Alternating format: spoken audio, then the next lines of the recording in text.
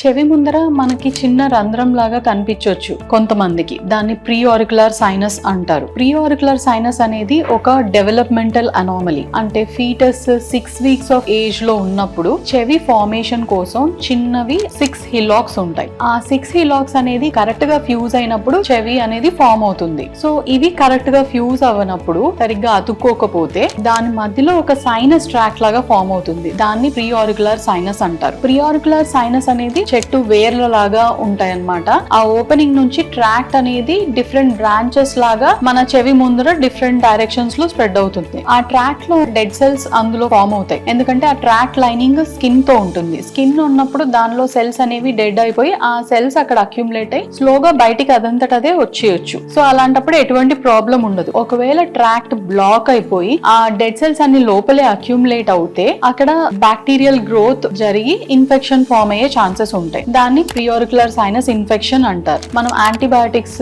Pain killers ఇచ్చి దాన్ని treat చేయొచ్చు. అది ఇంకా ఎక్కువ అయినప్పుడు ట్రాక్ట్ అనేది బ్రేక్ అయిపోయి పస్ సరౌండింగ్ టిష్యూలోకి స్ప్రెడ్ అయ్యే ఛాన్సెస్ ఉంది. దాన్ని ప్రీ ఆరికులర్ సైనస్ యాబ్సెస్ అంటారు. ఇనీషియల్ గా ఆ పస్ అనేది నీడిల్ తో ఆస్పిరేట్ చేసి ఇన్ఫెక్షన్ తగ్గాక సర్జరీ చేయడం బెటర్ ఆప్షన్. ఆ ఓపెనింగ్ ఉన్న వాళ్ళు ఫ్రీక్వెంట్ గా దాన్ని ప్రెస్ చేసి మెడిల్ చేయడం లాంటిది చేయకూడదు. జెంటల్ సోప్ యూస్ చేసి ఆ రీజన్ ని డైలీ వాష్ చేసుకోవచ్చు.